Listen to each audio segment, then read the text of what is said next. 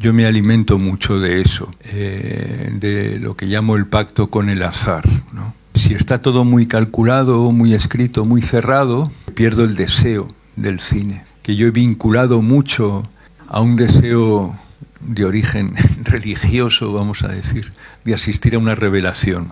Es un deseo también de trascendencia en la medida en que escapan mis posibilidades. Son cosas que yo no podía haber escrito en un guión, ¿no? Tú filmas, yo creo, unas hierbajos y estás viendo los hierbajos de Satyajit Ray, o estás viendo Murnau, o estás viendo John Ford cuando filmas un plano de la valla con el tren que pasa al fondo. Yo lo vivo así, ¿no? Como José Luis, esa emoción del cine que tiene tan incorporada hace que en lo más humilde ves una relación con el cine, ¿no? Con los cineastas y con la historia del cine, ¿no? Y eso es porque eres un grandísimo espectador, ¿no? Que al final es lo que quizás los grandes cineastas son.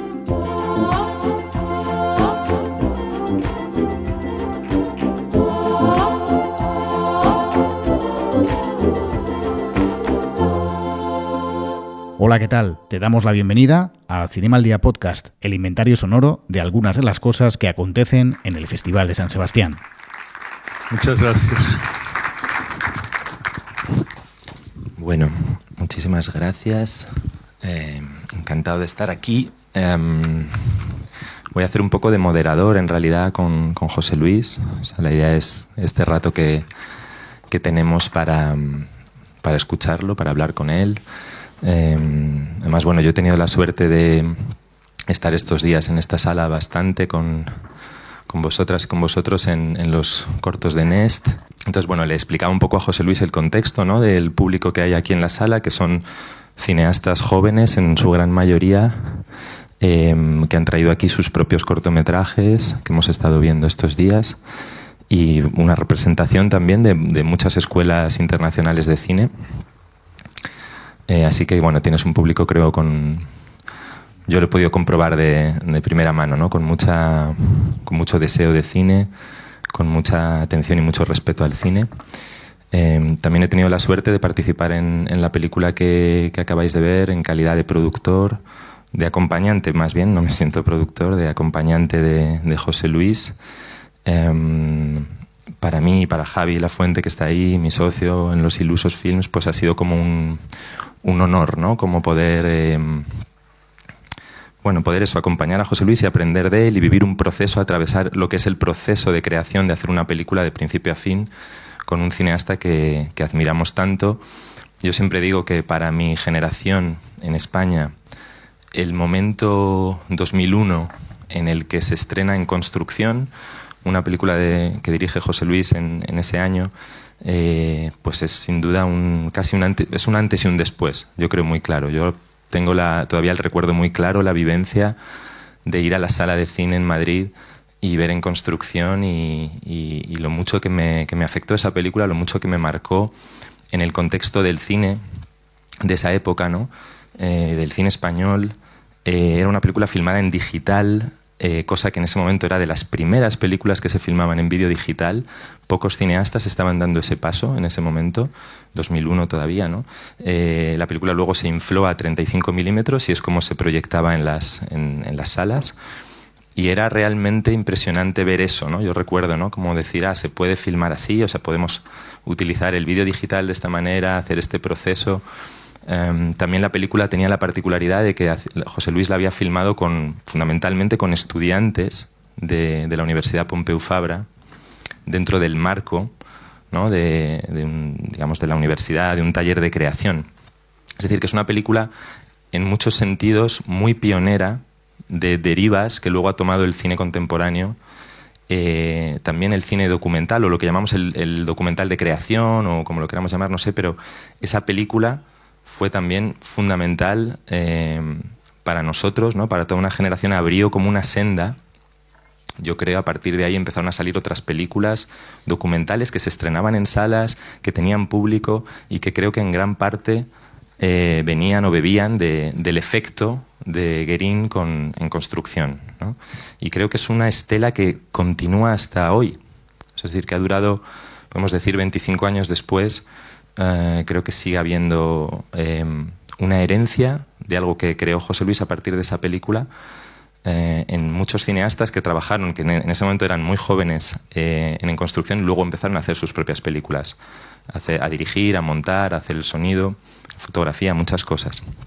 Me parecía importante como contar eso, y también desde mi propia experiencia, ¿no? De lo que significó decir, lo que disfruté esa película, lo que me hizo reír, lo que me hizo pensar el cine, repensar el cine en ese momento, ¿no? Y a partir de ahí redescubrir Innisfree, Tren de Sombras, y luego las películas que José Luis había filmado antes, las que siguió filmando después, como En la ciudad de Silvia, Notas para la ciudad de Silvia, Guest, las correspondencias con Jonas Mekas, que fueron fundamentales también en su momento, y por ejemplo La Academia de las Musas, que es como su última película estrenada en salas de ficción antes de Historias del Buen Valle. También películas siempre, lo hemos hablado con cineastas amigos de nuestra generación, José Luis siempre se ha atrevido a hacer películas como a veces no se habían atrevido los jóvenes, ¿no? Nos ha ido enseñando eso, que a veces cogiendo una camarita, como hizo en esta última La Academia de las Musas, en Guest, demostrándonos muchas veces, ¿no? Que se podía hacer cine de otras maneras, ¿no? O con una ligereza, o con sin atender, digamos, a las modas. Bueno, para mí ha sido a lo largo de todos estos años siempre un referente, un maestro, y me hace muchísima ilusión compartir con él este rato. Perdonad esta introducción un poco larga, pero me parecía importante porque quizás algunos que estáis aquí a lo mejor no habéis visto estas películas de José Luis anteriores, que recomiendo que las veáis. Me parece que Historias del Buen Valle, no sé qué piensas tú, José Luis, pero para mí tiene algo de... Me acuerdo cuando la veíamos la primera vez, me hacía pensar en Tren de Sombras, pero luego me hacía pensar en Construcción. Y finalmente me parece que es una película también muy ligada a Innisfree, a esas tres, ¿no? Creo que contiene algo de lo que hacías con esas películas ya entonces. Tú lo ves mejor que yo, Jonás. De las muchas cualidades muy remarcables que tiene Jonás, una es la mirada tan generosa que tiene con sus contemporáneos próximos, ¿no? Veréis que es muy difícil que un cineasta español hable muy bien de otro cineasta español. Es muchísimo más fácil admirar infinitamente a un cineasta coreano o de Taiwán que a un paisano, ¿no? Es una cualidad muy rara la que tiene Jonás, y tengo que aprenderlo de él. Yo creo que una cosa que dificulta mucho el goce de las películas más próximas, precisamente, es esa pugna a las que nos someten la lógica de los festivales, ¿no? Los festivales con los que estamos tan en deuda, ¿no? Porque nos permiten llegar a ustedes, pues claro, necesitan un reclamo publicitario muy importante para tener la envergadura que es necesario tener, y cada vez de una manera más enconada se ha de centrar en la idea de la competición. Yo me horrorizo cuando empecé a ver titulares, todo era Guerín compite, Guerín lucha por la Concha, Guerín lucha por la Concha. ¿Qué cojones voy a luchar yo? Yo vengo muy contento a presentar mi película, ¿no? Y muy contento que eso se dé, pues, en el mejor escaparate posible, ¿no? Por supuesto. Pero esa idea de basar todo el reclamo en la competencia, pues lleva a que realmente las gacetillas están escritas como si fuera una competición automovilística. Este está posicionado aquí, pero parece que le adelantan por allá. Esta película... Dices, por favor, esto está desnaturalizando completamente nuestro trabajo, ¿no? Y a menudo, pues, nos hace perder el foco sobre el cine, ¿no? Y casi a percibir las películas de los otros como obstáculos. A veces me refiero a ello como la psicología del conductor de coche.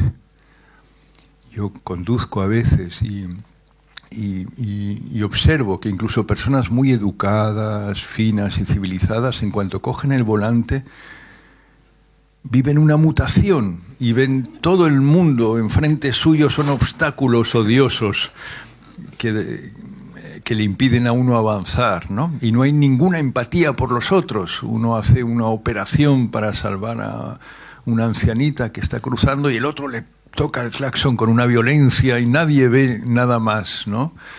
Se pierde.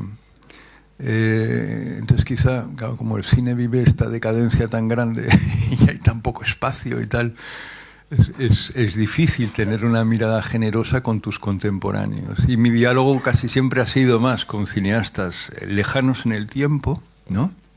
En cambio, Jonás ha escrito un librito memorable que es una recopilación de lo que escribía hasta hace poco, bueno, hace unos años ya, en su blog, con una mirada tan generosa y natural, ¿no? sobre el cine de sus contemporáneos.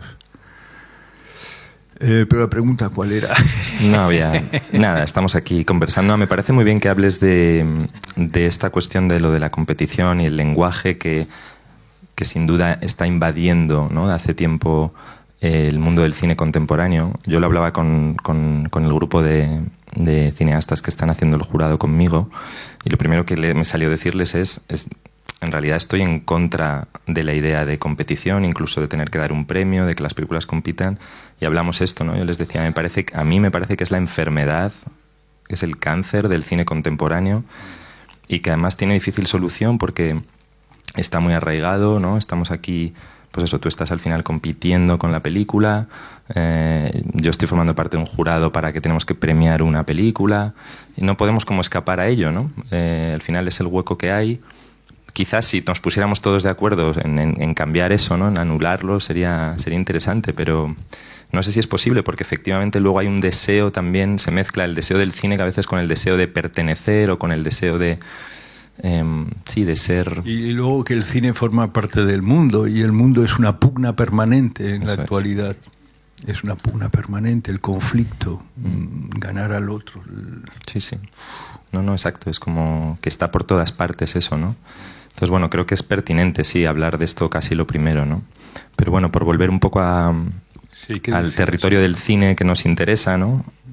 Sí, todavía creo que sí, que podemos hablar de eso, ¿no? Una cosa que, por ejemplo, yo recuerdo que a mí me marcó mucho de En Construcción, de leerte entrevistas en esa época y que luego has desarrollado mucho en los talleres. José Luis también es alguien que, aunque dices que has tenido esa soledad, que te entiendo, ¿no?, de tu generación, esa conversación íntima con cineastas que admirabas, que o vivían lejos o estaban muertos, o al mismo tiempo has sido un cineasta muy generoso también, que has dado muchos talleres, que has entendido la transmisión del cine, ¿no?, de que tiene que darse, que darse ese diálogo. Para mí, como intentaba explicar al principio, hubo una transmisión como contigo muy fuerte a toda una generación de cineastas que, como digo, dura hasta hoy. Yo mismo, pues cuando hice una película documental como Quien lo impide hace pocos años, para mí eras un referente sin duda en muchos niveles, por ejemplo, en esta cuestión que tú siempre has hablado también de la puesta en situación, ¿no? Esa idea de, frente a la idea de la puesta en escena tradicional, José Luis siempre hablaba de puesta en situación, sobre todo con aquella película, y creo que también con esta película que acabamos de ver, creo que en Historias del Buen Valle se vuelve a dar algo de eso, que es una forma de acercarse al cine, acercarse a los espacios, a los personajes, ¿no?, de cómo esa idea de ponerlos en situación, ¿no?, de pensar, de crear una situación con ellos, ¿no?, que entiendo que viene dada de todo un acercamiento previo de observación por tu parte, de diálogo con ellos, ¿no?, de hablar, de escucharos, y a partir de ahí una especie de pacto, ¿no?, de construir un pacto que es esa especie de puesta en situación. No sé si puedes tú también hablar un poco de esa experiencia, de cómo intuiste esa idea, ¿no?, y la has ido desarrollando a lo largo de todos estos años. Sí, claro. Pues yo me he acercado al documental no tanto por un deseo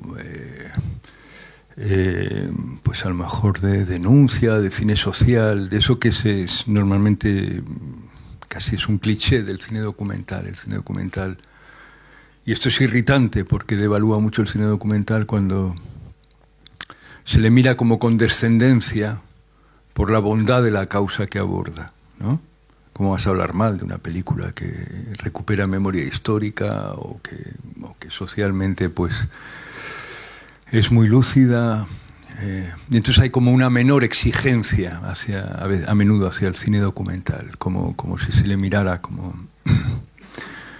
una forma de cine desvaído, que hay que mirar con condescendencia, ¿no?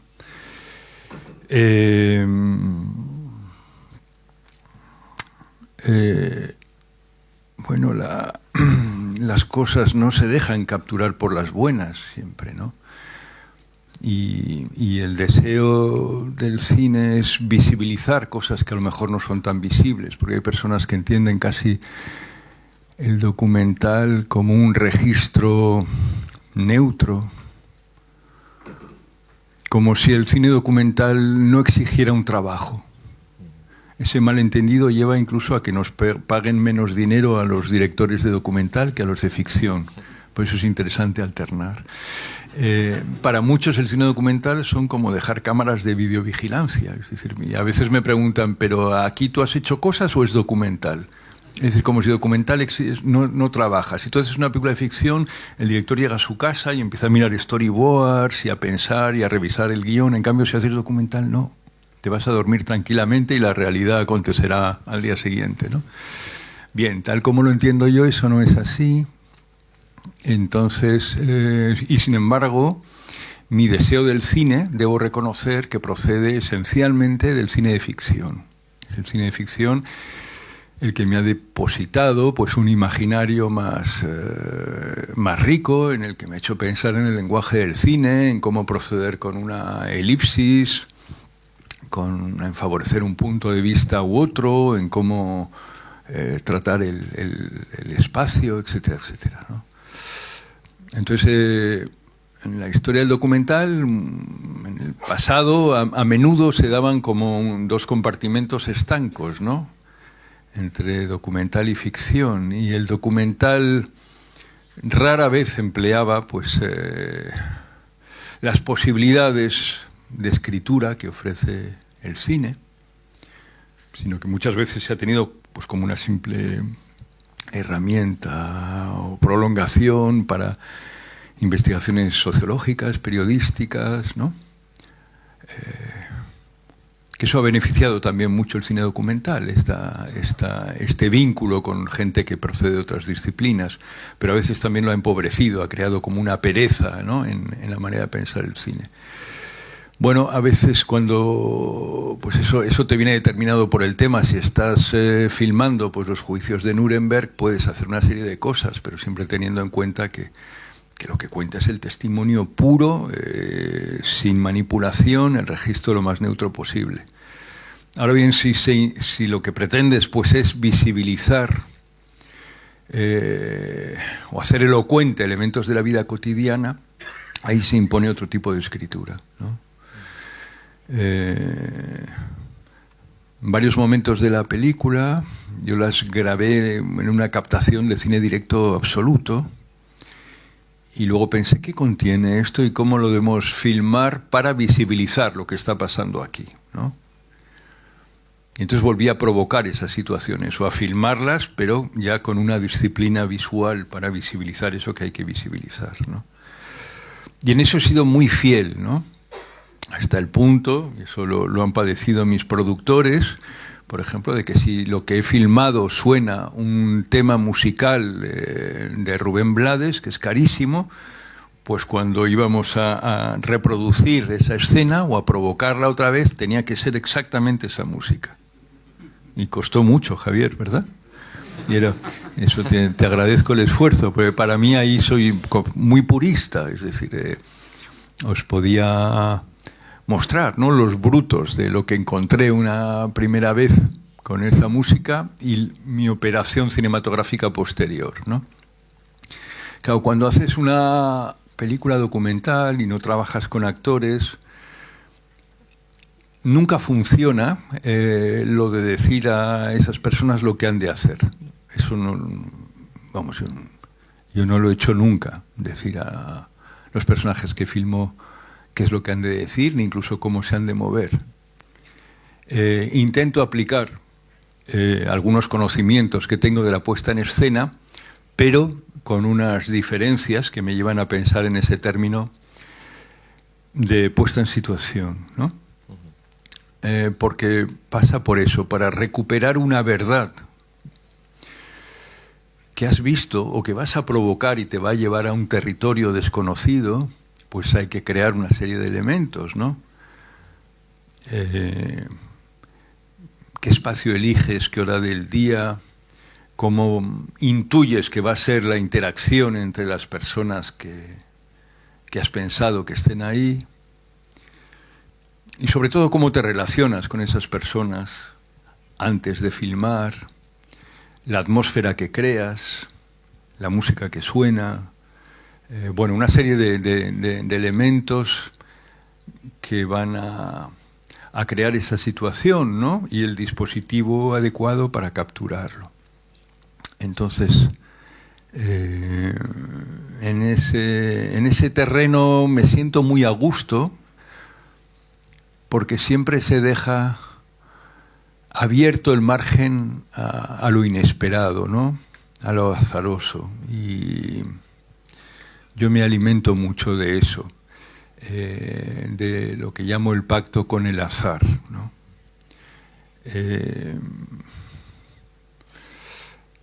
Si está todo muy calculado, muy escrito, muy cerrado, siempre digo que pierdo el deseo del cine. Que yo he vinculado mucho mi deseo por el cine a un deseo de origen religioso, vamos a decir, de asistir a una revelación. Va a irrumpir algo que yo no esperaba, ¿no? Es un deseo también de trascendencia en la medida en que escapan mis posibilidades. Son cosas que yo no podía haber escrito en un guión, ¿no? Es un deseo de trascenderme, ¿no? Sí. Ese deseo de trascenderme pactando con el azar es lo que guía mi gran deseo del cine, que tiene esos dos polos opuestos. Por una vez yo me he formado, amo el cine profundamente, veo una película cada día como mínimo, y yo sobre todo pues he disfrutado con el cine del control, con el cine que crea atmósferas con la luz, que está todo calculado, y al mismo tiempo para crecer como cineasta veo eso como un callejón sin salida. Y eso lo experimenté desde el primer largometraje, que la idea de la película con actores que recitan diálogos, que han memorizado los diálogos ya escritos, me dejaba en un cul-de-sac que no me dejaba evolucionar, ¿no? Entonces me acerqué al documental buscando un poco salir de eso. Y desde entonces, pues cuando hago una película de ficción, aplico técnicas del documental, y cuando hago documentales intento beneficiarme de lo que he aprendido en las películas de ficción, ¿no? Qué bonito, claro. Quizás puedes decir algo de una cosa que me contaste una vez, que no sé por qué me lo has recordado ahora cuando hablas de ese deseo de trascendencia. Quizás, ¿no?, también está en esa película de Dreyer, ¿no?, que se llama Ordet, ¿no?, que recuerdo como me contaste una vez lo importante que fue para ti, en concreto, una secuencia, ¿no?, en la que puedes hablar, que creo que tiene yo veo una resonancia dentro de Historias del Buen Valle.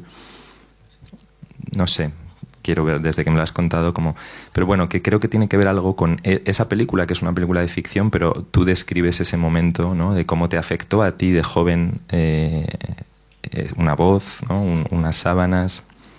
No sé si puedes decir algo de eso, que no sé por qué Sí, debería hacer un preámbulo, que no sé si será largo, pero es con las películas que marcan de verdad nuestra vida, ¿no? Yo siempre digo que no basta con que una película sea extraordinaria, que lo que es impresionante y cambia de verdad la vida de una persona es cuando esa película llega en el momento exacto en el que se va a convertir en una revelación. Eso pasa puede pasar con una película y puede pasar también con un libro. Tantas veces yo creo que tenemos la impresión de que un libro o una película nos ha llegado demasiado pronto o demasiado tarde, ¿no? Y de pronto, pues cuando se da un encuentro de verdad feliz, dices, en el momento eso es lo que necesitaba ver, ¿no? Se convierte en una revelación profunda que se queda de por vida, ¿no? Entonces una de esas experiencias máximas que tuve con el cine de adolescente fue la película Ordet de Dreyer, ¿no? Toda ella, desde cómo sonaban las voces, las palabras, todo tenía un hálito de misterio, ¿no? Es una película que acaba con un milagro, que en el fondo es el milagro del cine, ¿no? Y es una emoción que me acompaña siempre. Una niña pequeña que coge la mano de Johannes, el otro, y que de ese contacto entre dos personas de dos generaciones surge el milagro de una resurrección, ¿no? Pero recuerdo, y quizá es eso a lo que se refiere Jonás o que quiere sacarme ahora, que ya en los títulos de crédito, justo al principio de esta película, el personaje de Johannes sale a predicar por las dunas y hay unas sábanas blancas zarandeadas por el viento, ¿no? Y ese movimiento de esas sábanas blancas zarandeadas por el viento ya me dio absolutamente la perspectiva de una película espiritual. Y ese es el gran misterio del cine, ¿no? Y yo creo que eso es muy difícil de trasladar, como un arte de la significación, no sé, se diría también como pensar en pintura. ¿Por qué nos gusta tanto Paul Cézanne? ¿Porque nos encantan las manzanas? Pues no, probablemente es lo que él es capaz de ver en esas manzanas, ¿no?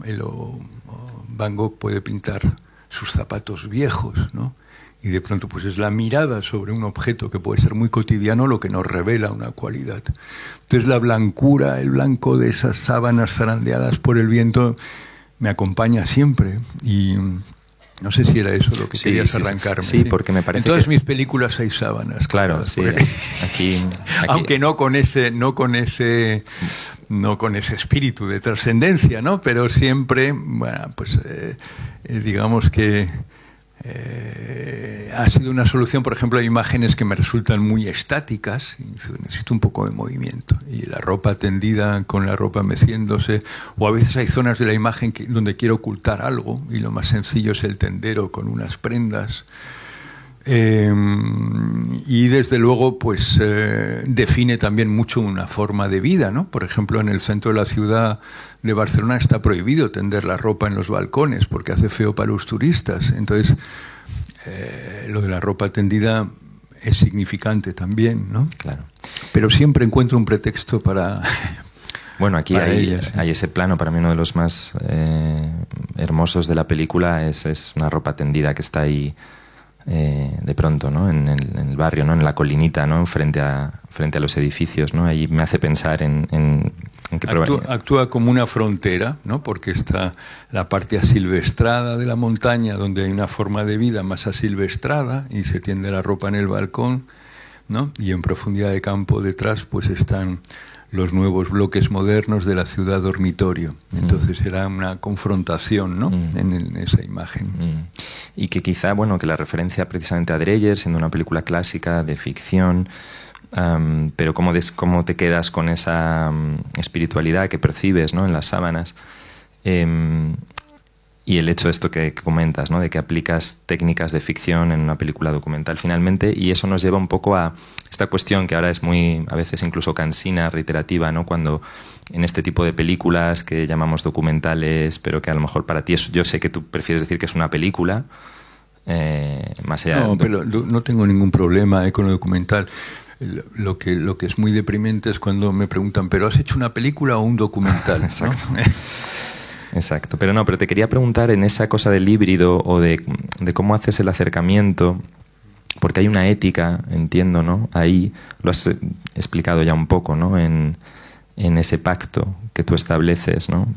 Por la verdad, o no sé cómo llamarlo, porque suena muy así, la verdad, ¿no? Que es la verdad.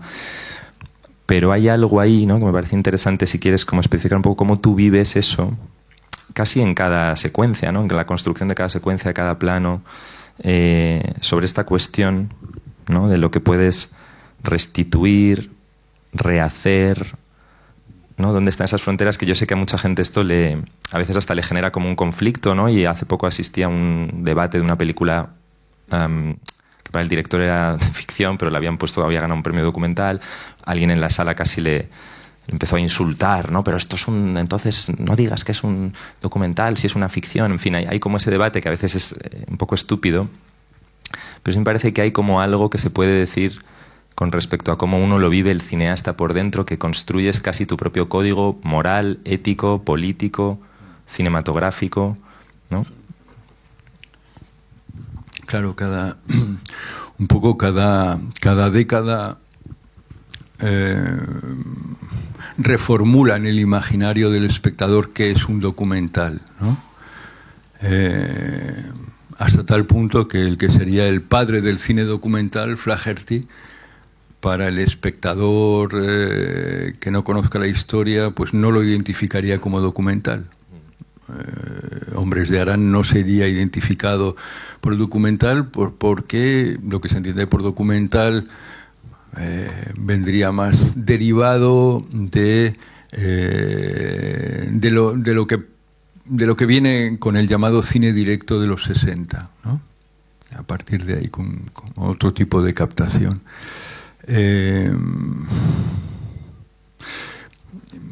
Son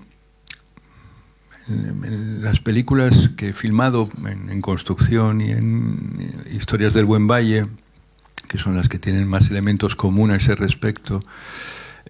Filmo cosas que se repiten cotidianamente. Por ejemplo, en Construcción, yo quise centrar la construcción de todo ese bloque, puesto que el cine es síntesis, en la construcción de una escalera y de una ventana. En realidad eso es lo que se ve que se construye.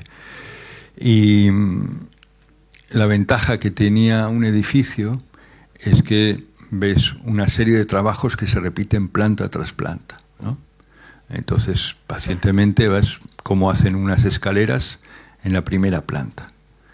Y como yo alterno rodaje y montaje siempre, analizo ese material y veo lo que no funciona y tal.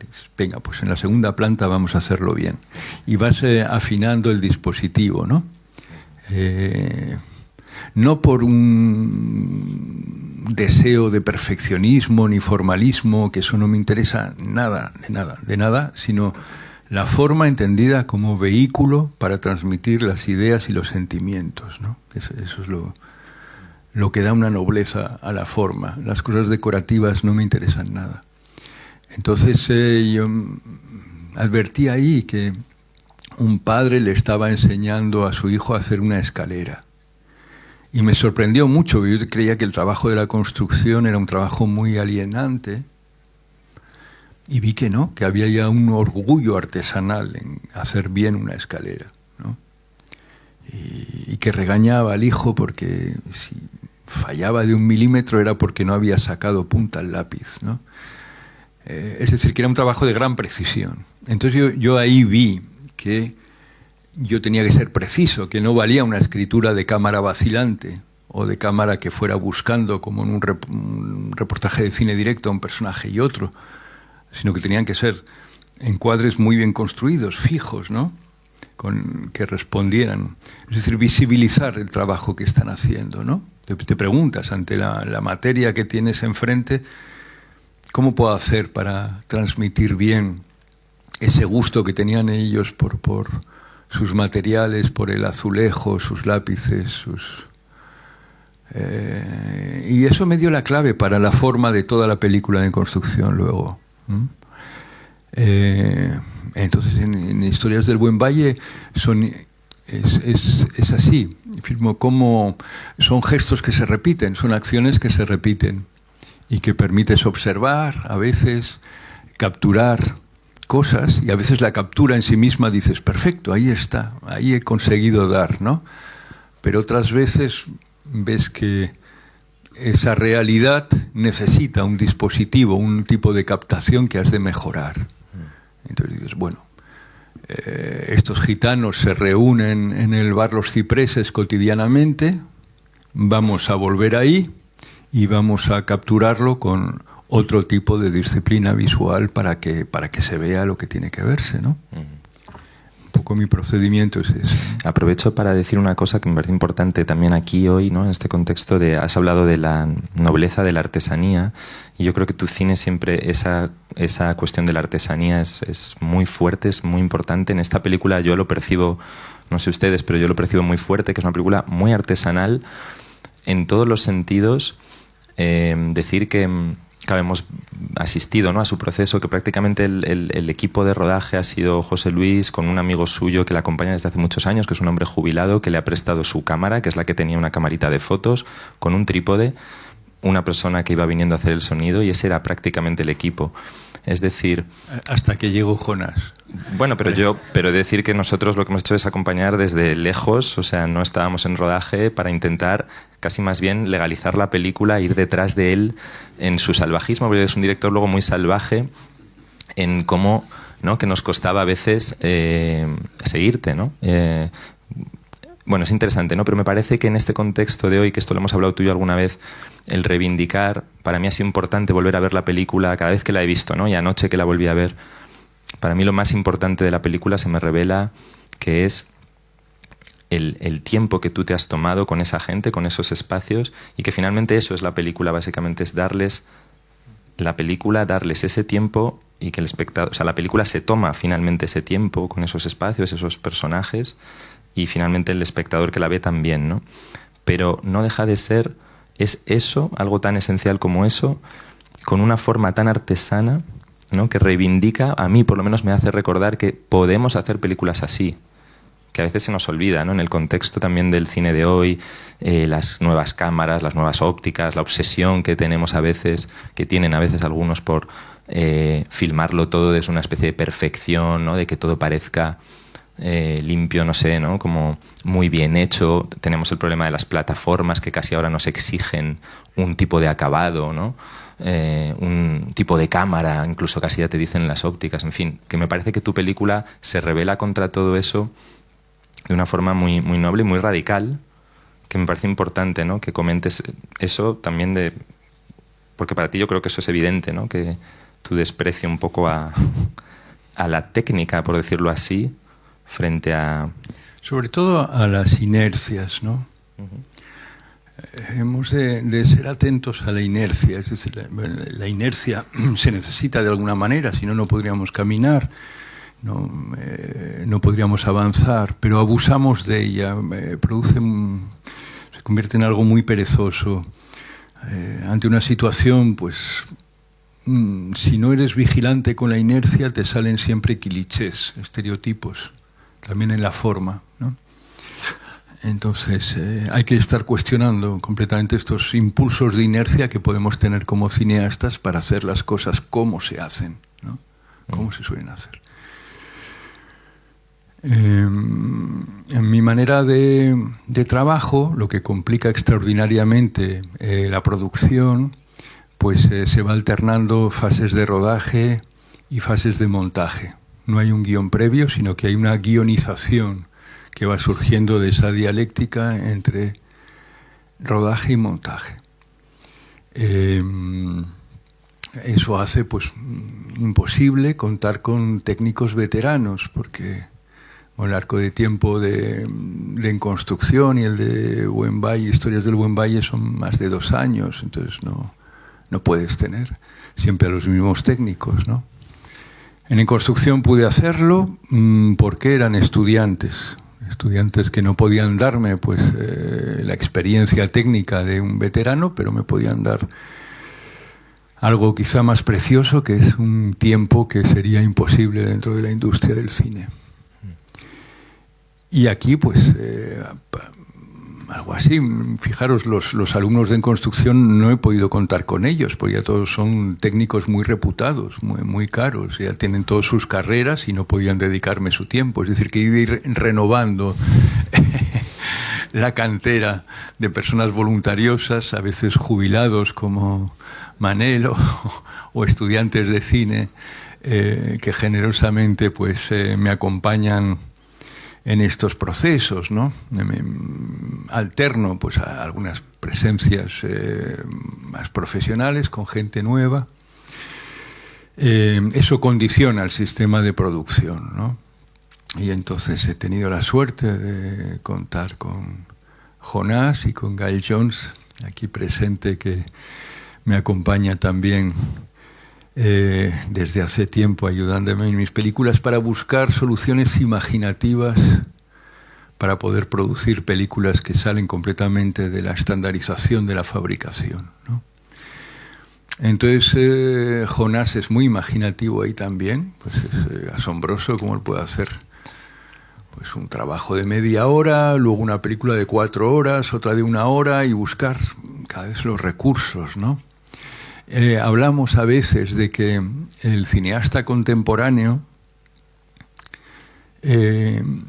está obligado a integrar la producción como parte del proceso de creación. Es decir, que solo el cine más perezoso de nuestros días procede como el cine del pasado, donde eran compartimentos separados, donde un director soñaba su creación y luego le pasaba el marrón a un productor que tenía que crear toda la logística y la producción. Creo que nosotros, pues cuando estamos escribiendo o concibiendo una película, estamos simultáneamente pensando en su producción. Es decir, ¿cómo lo resuelvo? Pues si en una película necesitas 100 extras, pues no es una buena idea, eso va fuera. Pero incluso pues nos llega que estás escribiendo el proyecto y estás pensando simultáneamente en el tipo de equipo, el sonido lo podría hacer esta persona, esto sería adecuado, aquí quiero poner un veterano en combinación con gente joven, podríamos alojarnos aquí, el tipo de convivencia que crearías, el tipo de logística, es decir, que va todo bastante junto, ¿no? Romer lo hacía así también, es decir, pensaba sus películas y estaba solventando simultáneamente la producción, ¿no? Y hay cineastas ahí muy, muy creativos en cómo han conseguido crear su espacio, ¿no? Por situar dos polos opuestos, Romer y Godard, ¿no? Ambos han sabido, lejos de arrastrarse por las inercias, han encontrado formas de creación extraordinarias en la producción.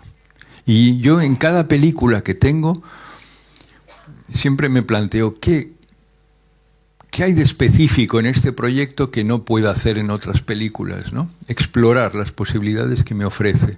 A lo mejor pues un encargo de un museo, a ver, ¿qué puedo hacer aquí que normalmente en el cine más dentro de la industria sería imposible, ¿no? O Tren de sombras, el productor era Portabella, a ver, ¿qué le puedo sacar a Portabella que no podría hacer con otro productor? El museo que me pide esta pieza de donde arrancó la película, ¿no? Pues siempre he tenido el deseo del cine mudo, pues en la industria es imposible plantear una película muda, pues en cambio en un museo es posible, pues voy a hacer una película muda, ¿no?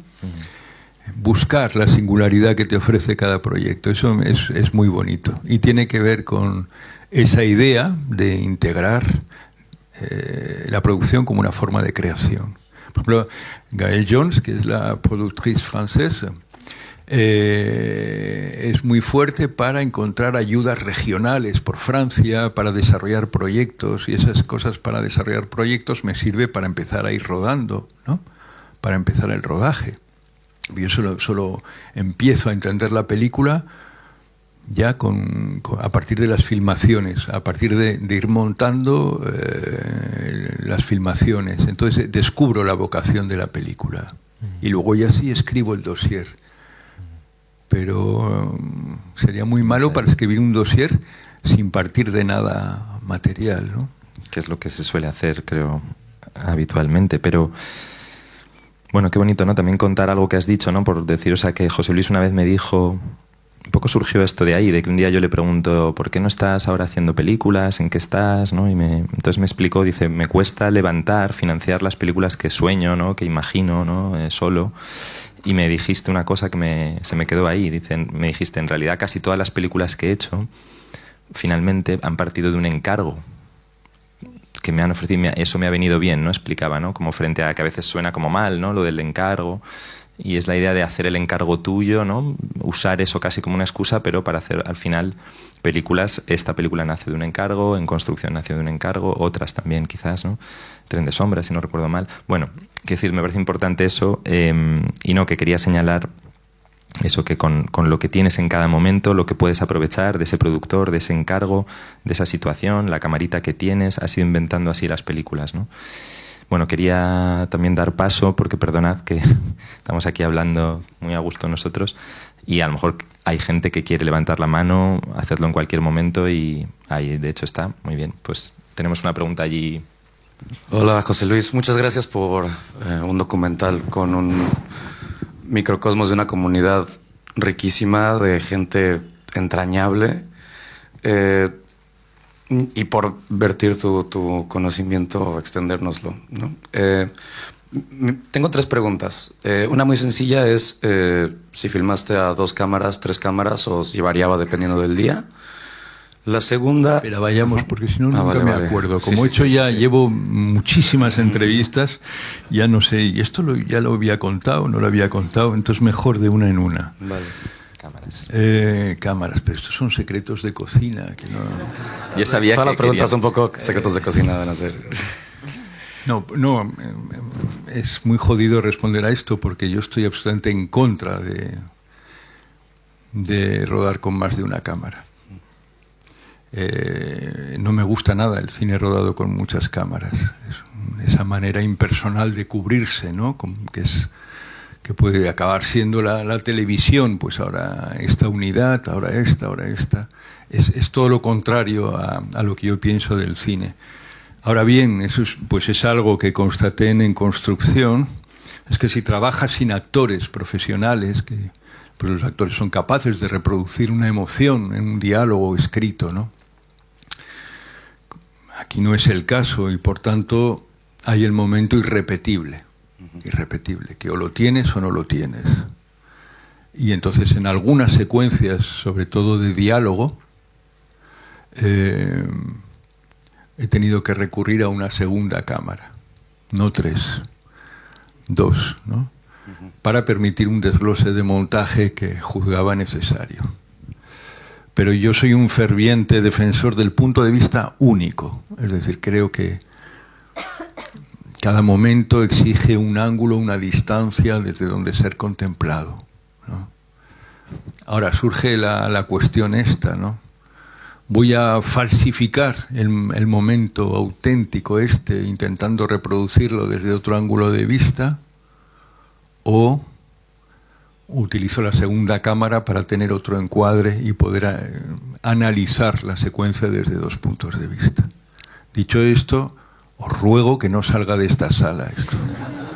A ver, Hay algo de... Perdón. porque se entiende siempre mal el utilizar más de una cámara y va contra mis principios. Es decir, yo soy un activista del punto de vista único. Vale. La idea es reivindicar eso que has dicho, ¿no? El posicionamiento, ¿no? O sea, como de voy a filmar esto desde dónde, ¿no? Dónde me pongo, dónde estoy, cuál es mi distancia con eso, ¿no? Y creo que en tu caso es clarísimo, aunque hayas recurrido a 2 cámaras. Yo también me lo he preguntado mucho esto, cómo lo hace José Luis. Me pasa un poco como a él de que estoy como muy en contra de la idea de la segunda cámara, ¿no? Pero me parece que, bueno, que es bonito que también puedas confesar por qué de pronto las has podido usar y que eso no altera tu posicionamiento y tu manera de... no es sé una cómo. confesión que solo pueden entender los estudiantes de cine metidos en materia, es decir, de cómo desde una ética del punto de vista único, a veces hay una verdad que no admite ser reproducida para poder ser montado, ¿no? Y te ves obligado a ese procedimiento. Bueno, creo que me saltaré la segunda y te la preguntaré ya tú a tú. En el bar. No te atreves. Bueno, la puedo preguntar también, sí. Pero tengo una Dale. tercera pregunta también. Entonces voy a pasar a la tercera más bien, en donde pues el documental siempre es una construcción de la verdad, ¿no? Y se puede ir de un extremo de una mosca en la pared a casi a pedirle a la persona que pretenda despertarse y ponerse los zapatos. Este documental se siente muy orgánico, se siente muy natural, y hay un momento, principalmente el final, que se siente ya ficcionado, ¿no? Y quería preguntarte al respecto de esa decisión, porque digamos, yo no sé si esta secuencia o la otra, ¿no? Por ejemplo, un poco la segunda pregunta era de si el funeral había sido una reconstrucción o si habías filmado el funeral factual, ¿no? Y cómo habías manejado eso con las personas de la comunidad. Pero más que nada, ¿por qué decidiste un final que se siente ya más de ficción después de mantener esta línea tan natural durante toda la película? Pero es que es una película extraordinariamente mutante en la forma. De hecho, de ahí se deriva un poco que no haya querido dejar work in progress José Luis Guerín, ¿no? Pues siempre me suena cursi lo de un film me suena cursi. Y busco alternativas a eso y en este caso creía que era preciso dejar ese término de una película en construcción, porque ustedes pueden ver, empieza con unas observaciones filmadas en Super 8, sí.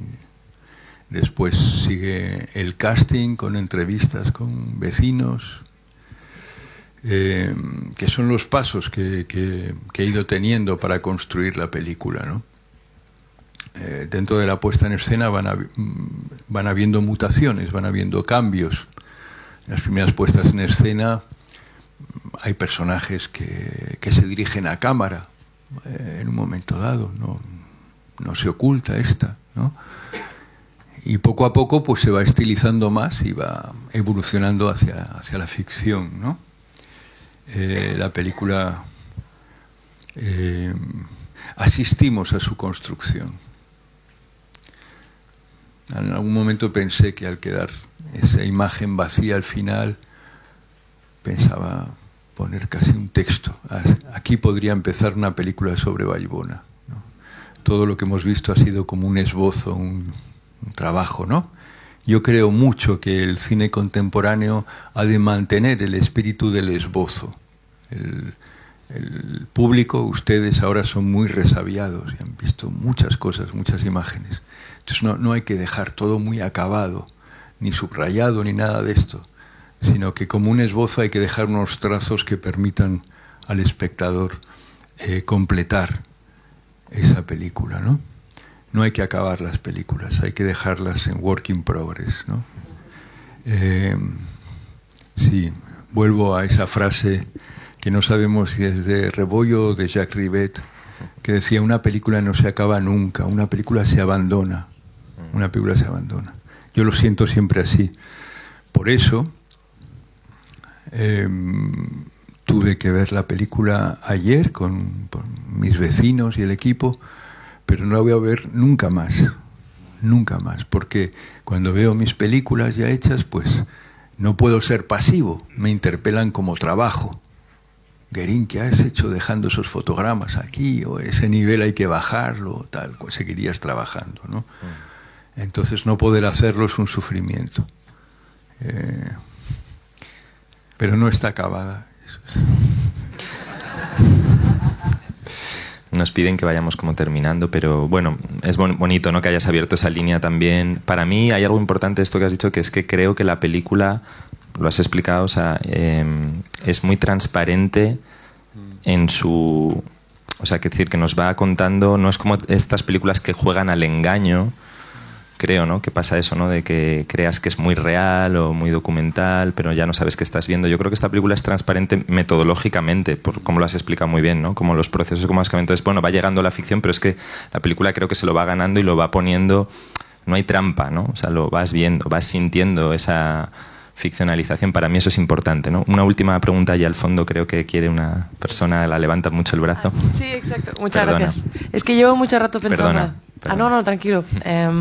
Bueno, muchas gracias por estar aquí, gracias por esta película. O sea, tienes una mirada súper bonita, creo que si hubiera más pelis así tendríamos menos problemas también a nivel social. Así que bueno, gracias por eso. Dicho esto, mi pregunta es, porque muchas veces has apuntado que tú ves en las imágenes, ¿no? Como que dejas esa cámara fija, bueno, entre comillas, ¿no? Y luego al revisarlo dices, ¡guau! Esta escena me ha gustado, voy a reproducirla para poder ver el lado cinematográfico, poder expresar eso que he visto, ¿no? O sea, poder enseñarlo de una manera... Reproducirla no sería el término exacto, pero hay un motivo, digamos, que quieres recuperar. Vale. Al recuperarlo, puesto que no diriges ni dices a cada uno lo que ha de hacer, sabes que puede llevar a un lugar nuevo, ¿no? Pero ahí ves una materia que efectivamente la analizas y dices, vamos a... ¿Y cómo lo haces? O sea, ¿qué es lo que les dices a la gente ya que no le dices lo que tienen que decir? ¿Qué es, o sea, cuando tú vuelves al bar de los cipreses y dices, quiero volver a grabar esto porque he visto algo, ¿qué es lo que le dices a la gente para poder conseguirlo? ¿Qué premisas les das? Bebo unos vinos con ellos, charlo, intento canturrear algo, porque ese tono que se crea es lo que va a dar la atmósfera determinante. Es decir, que muchas veces el secreto es un poco antes de empezar a filmar de qué hablas con ellos, cómo te relacionas con ellos. Les preguntas si hablamos de nuestros sueños, de una pesadilla que tuve, tal, y todo eso crea una dirección, los diálogos, el tono que creas antes de empezar a rodar, ¿no? Y el primero, pues también, bueno, como es una película con un arco temporal tan amplio, pues has tenido tiempo de ir aproximándote a tus personajes, de conocerlos, y ellos te otorgan su confianza.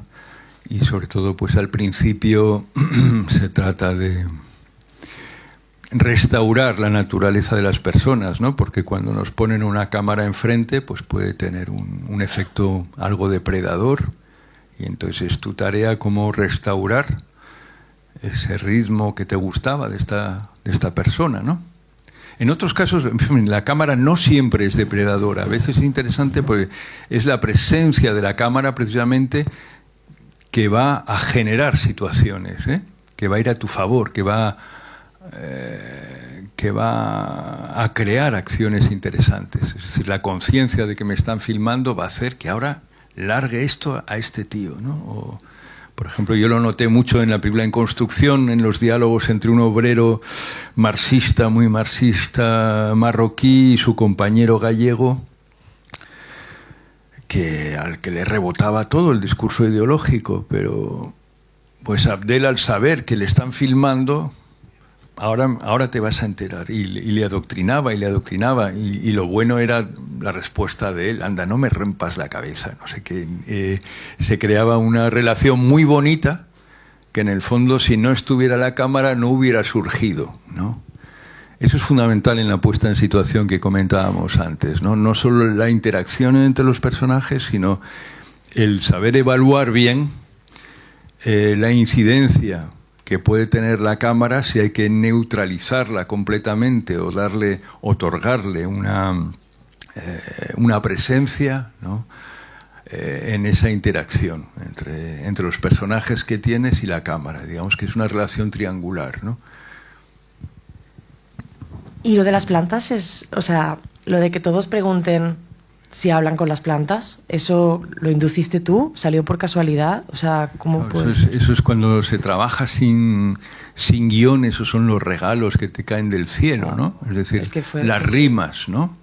Las rimas. Yo creo mucho en la estructura de la película, pues en fin, no tanto en términos clásicos de enlace, nudo, desenlace, sino como en términos de la relación entre las partes, ¿no? Cómo gravita una secuencia sobre otra. Y en esos gestos o frases que se van repitiendo, ¿no? Y que a lo mejor, esos son secretos de cocina que no deben salir de aquí, pues tú no dices a un personaje lo que ha de decir, pero a lo mejor lo que has hablado antes has estado hablando de plantas y puedes conducir un poquito sutilmente, inducir o provocar por lo que hablas antes. Los diálogos antes de empezar a filmar pues son muy importantes, ¿no? Decía en el libro de Miguel Marías, leí que lo importante para Leo Macarey a veces antes de empezar a rodar, él sabía tocar el piano muy bien y se ponía a cantar tocando el piano. Y ahí creaba una atmósfera favorable para lo que luego tenía que filmar, ¿no? Desgraciadamente yo no sé ni cantar ni tocar el piano, pero sería magnífico. Bueno, creo que da tiempo a una pregunta más. Genial, pues podéis hacer una pregunta más si queréis, si es que la hay. Qué bonito que hayas preguntado lo de las plantas, porque yo también me lo había preguntado alguna vez, cómo era posible, ¿no? O sea, ¿hasta qué puntos? Hola. Antes hablabais de Ordet y también has mencionado Flaherty. Toda la primera parte de Super 8 yo igual pensaba que era sugestión, pero me recordó un poco a Tabú y toda la situación en el río me recordaba un poco a eso. Y es que me pongo muy nervioso en esas cosas. No. Hombre, Tabú es una bonito. Es una película muy, muy, muy importante para mí, ¿no? Yo no sé si la tenía tan presente, Tabú, pero hay una cosa que es cierto, que cuando empecé a filmar en Super 8, pues claro, todavía no conocía bien el barrio, ¿no? Y cuando no conoces tanto la realidad, echas más de tu imaginario, ¿no? Y el mío en particular está muy poblado de cine, ¿no? De cine. Entonces, claro, es una filmación muy humilde y que tenía que pasar como imágenes de archivo en plan familiar, doméstico, pero yo no puedo evitar, por ejemplo, en los niños salpicando la espuma blanca y tal, pues para mí eran los niños de Jean Vigo, anarquistas, que además transgreden la ley y ahí donde está prohibido bañarse, se lanzan de cabezas. Entonces me gusta mucho el paralelismo, me honra muchísimo, ¿no? Es decir, es verdad que en ese charco, que es una cosa tan humilde, de pronto los niños lo viven como algo paradisíaco, arcádico, ¿no? Los juegos de la infancia con el agua, una pureza y tal que puede remitir, ¿no? Aunque yo, pues desde la tosquedad absoluta, con una camarita de Super 8 y el gran Murnau, pues controlando hasta el último detalle de la imagen. Pero sí hay algo de esa celebración silvestre, ¿no? Vamos a llamarlo así. Es decir, Vallbona es un barrio, el único de Barcelona, donde queda un espacio silvestre. El único, sin duda, de Barcelona donde a un viejecito se le podía ocurrir que se podía hacer un western todavía, ¿no? Donde podemos imaginar que quedan rincones asilvestrados en los que podría refugiarse un forajido eventual. Entonces va por ahí también, es decir que ese mundo informal, asilvestrado, que va a ser amenazado pues por toda la nueva ciudad dormitorio que se construye, las obras del tren y todo eso, ¿no? Pues gracias, me honra mucho, ¿no? Qué bonito. Y yo creo que eso que tú dices siempre de estos personajes de la película, ¿no? Que son capaces de ver, no sé, ¿no? En el agua, pues eso, ¿no? El lago de su país, ¿no? De la misma forma que ellos hacen ese ejercicio tan bonito, ¿no? Lo haces tú con el cine, como tú dices, tu cabeza está muy poblada de cine, entonces tú filmas, yo creo, unas hierbajos y estás viendo a lo mejor a los hierbajos de Satyajit Ray, o estás viendo Murnau, o estás viendo John Ford cuando filmas un plano de la valla con el tren que pasa al fondo. Es decir, yo creo que esa es parte de... Yo lo vivo así, ¿no? Como José Luis, esa emoción del cine que tiene tan incorporada hace que tú veas cinematográficamente las cosas en lo más humilde. Ves una relación con el cine, ¿no? Con los cineastas y con la historia del cine, ¿no? Y eso es porque eres un grandísimo espectador, ¿no? Que al final es lo que quizás los grandes cineastas son. Hay un riesgo también en eso, Jonás, que creo que hemos de denunciar, ¿no? Que es verdad que el cine ha educado nuestras miradas, ¿no? Pero que hay muchos cineastas para quienes la cinefilia que nosotros practicamos, en lugar de servirles para ver mejor, les sirven para no ver las cosas, ¿no? Sí, sí. Y se convierte en algo muy endogámico. Entonces, en fin, yo intento que cuando estoy frente a una realidad en Vallbona, que la inspiración esencial sea Vallbona. Será inevitable que se manifieste de alguna manera todo lo que me ha enseñado a ver a través del cine, ¿no? Pero, no sé, siempre recuerdo, ¿no?, cuando José Luis García filma la Gran Vía y está pensando en la Quinta Avenida de Nueva York, ¿no? Y eso yo creo que es un problema. Ya, te porque entiendo. Pues hemos de estar alerta con esto, ¿no? Sí, evidentemente, pero yo creo que hay un equilibrio en ti, desde mi punto de vista, que sí lo hace muy emocionante, porque estás viendo a esa persona, estás viendo ese espacio, estás viendo Vallbona, pero también estás viendo más allá y es una manera de darle tu cariño, ¿no?, a través de relacionarlo con tu deseo del cine. Porque ese más allá no es solo, yo creo, del cine, sino que es la conciencia o la inspiración poética que te da intentar meterte en el imaginario de esa persona que filmas, ¿no? Uh-huh. Entonces, si es una familia que viene de la India y que ha traído sus hortalizas de su aldea de allá y las planta en un pequeño huerto ilegal junto a las vías del tren, intentas ver lo que él ve, ¿no? Y entonces eso sí que te traslada un poco a Sarat Rai, a saber cómo encuadrar, porque cuando empecé en Vallbona a hacer encuadres me costaba un montón. Digo, ¿qué es este caos entre casitas pequeñas y los bloques de la ciudad dormitorio? No veía ni cómo encuadrarlo. Y la pista formal fue esa, ¿no?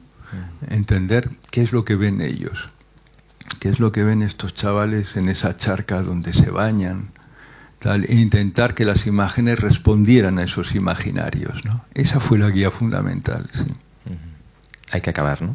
Bueno, de verdad, mil gracias a José Luis por venir, por estar.